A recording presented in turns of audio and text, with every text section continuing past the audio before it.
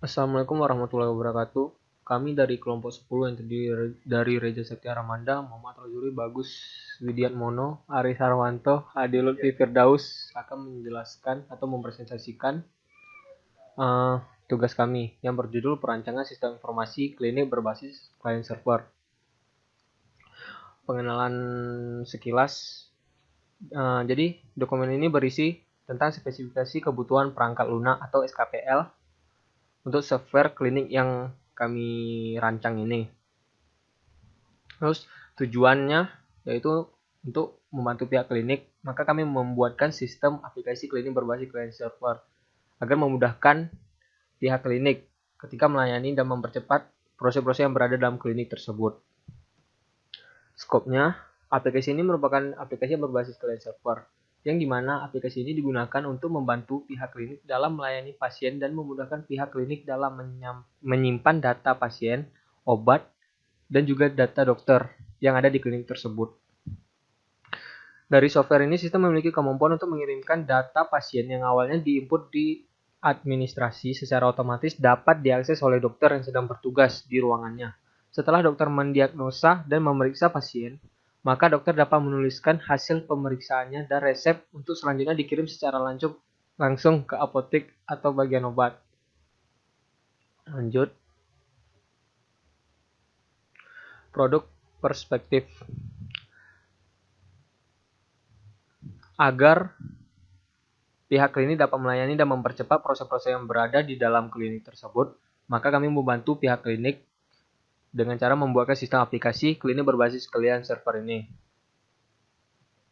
Terus produk function, sistem ini memiliki kegunaan untuk membantu pihak klinik dalam melayani pasien dan mempercepat proses yang berada di klinik. Bagian ini akan memberikan fungsi dari sistem yang dapat digunakan pihak klinik.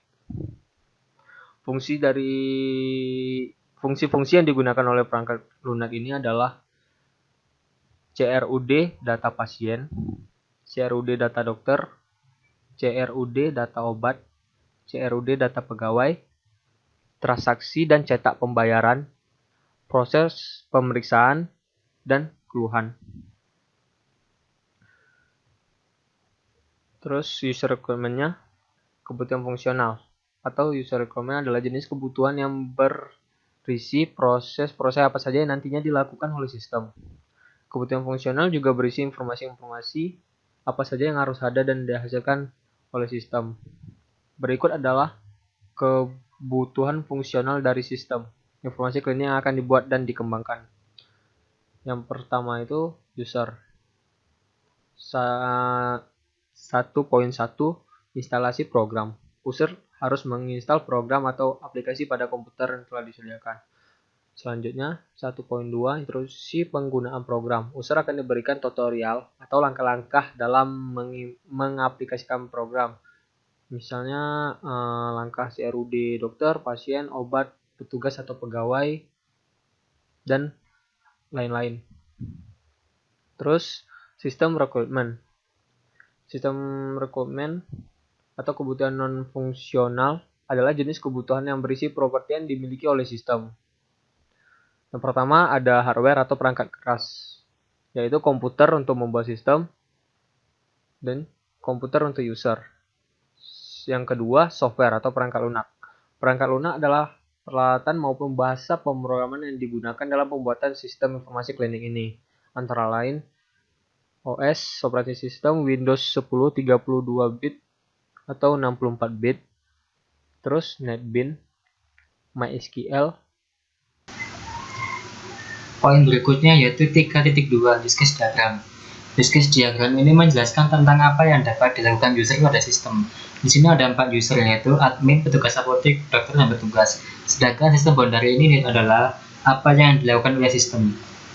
Sebelum keempat user ini melakukan tugasnya, mereka harus login terlebih dahulu. Di sini ada kata include, berarti dapat dijalankan apabila syaratnya terpenuhi. Untuk admin dapat melakukan CRUD dokter, petugas, dan obat. Untuk dokter dapat input hasil periksa dan resep. Untuk petugas apotek menginputkan biaya resep obat apabila dokter sudah menginputkan hasil periksa dan resep. Petugas dapat CRUD pasien, petugas juga dapat CRUD pembayaran. Sebelum CRUD pembayaran, petugas apotek harus sudah input biaya resep terlebih dahulu. Poin 3.3 External Interface Requirements. Tujuan dari bagian ini adalah untuk mengidentifikasi dan mendokumentasikan interface dan interaksi dari perangkat lunak dengan entitas eksternal secara rinci. Security and Privacy. Sejak sumber ini dipakai pada user, semua data pengguna akan disimpan di database. Sistem harus dapat melindungi privasi data pengguna. Portability. Tujuan utama dari pengembangan IDE berbasis file server ini adalah untuk meningkatkan kinerja pada proses transaksi pada klinik yang bersangkutan. Performance. Dikarenakan sumber ini akan berbasis Java dengan client server, program ini tidak memerlukan server yang kuat dengan spesifikasi yang tinggi, melainkan membutuhkan ruang penyimpanan atau database yang lebih tinggi. Poin yang keempat adalah modeling. Model di sini adalah activity diagram. Yang pertama yaitu login system. Pada kolom bagian kiri ini yaitu user, sedangkan kolom bagian kanan adalah sistem. Ketiga user ini awalnya memasukkan ID dan password. Di dalam sistem, ID dan password yang dimasukkan oleh user akan divalidasi.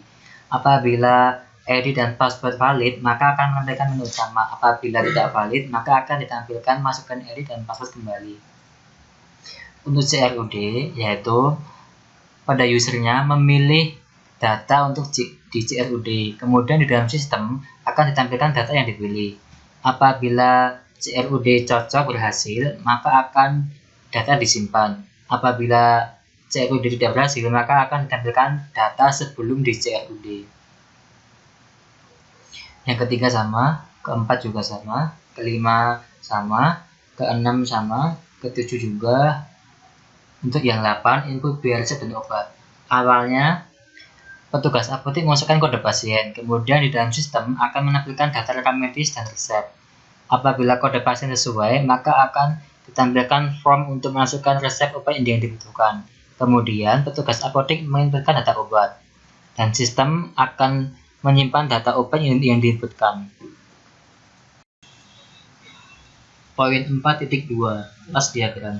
Di sini ada 9 tabel, yaitu petugas, pendaftaran, pasien, pembayaran, rekam medis, dokter, periksa, resep, dan obat.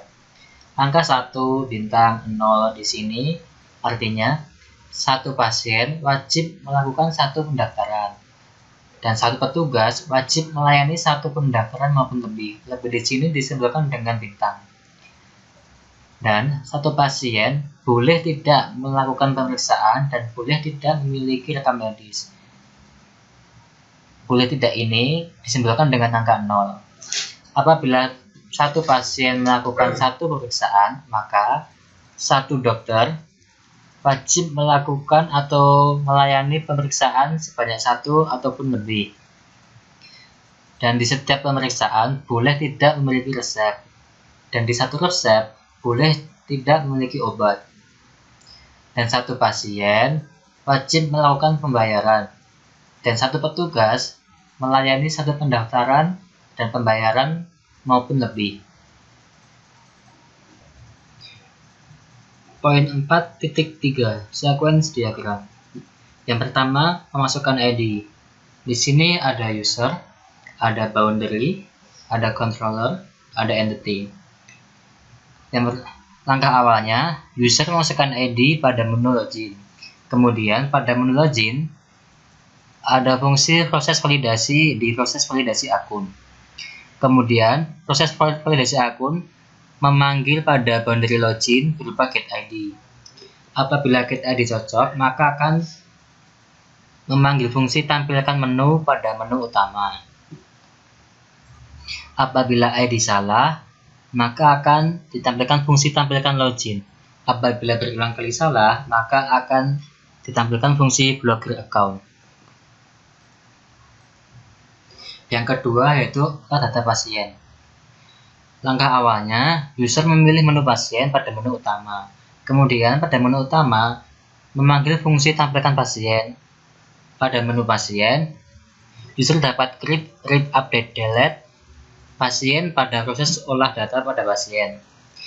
Pada proses olah data pasien, memanggil entity pasien berupa get ID pasien, get nama pasien, get alamat pasien, dan get data pasien. Apabila data sudah cocok dan ingin disimpan, maka akan ditampilkan data simpan. Kemudian akan tampilkan pasien sesudah CRUD olah data pasien.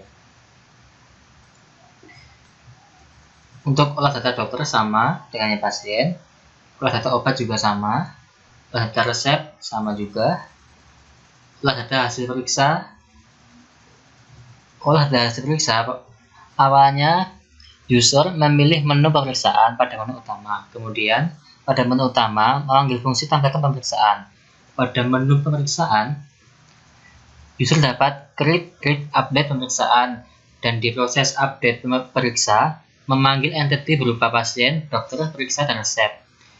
Pada pasien memanggil get ID pasien.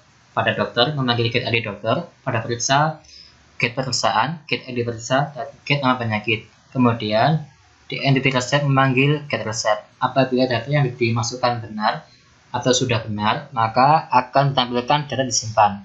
Kemudian akan ditampilkan tabel pemeriksaan yang sudah diolah. Untuk olah data pembayaran sama. Untuk menu logout, awalnya user memilih menu logout pada menu utama, kemudian memanggil fungsi tampilkan. Pada menu logout, user dapat logout pada proses logout. Pada proses logout, memanggil entity login. Apabila ID sesuai, maka akan ditampilkan menu login. Apabila ID salah, maka akan tampilkan menu utama kembali. Demikian penjelasan mengenai perancangan sistem klinik berbasis client server pada kelompok kami. Apabila ada salah kata, kami mohon maaf. Terima kasih.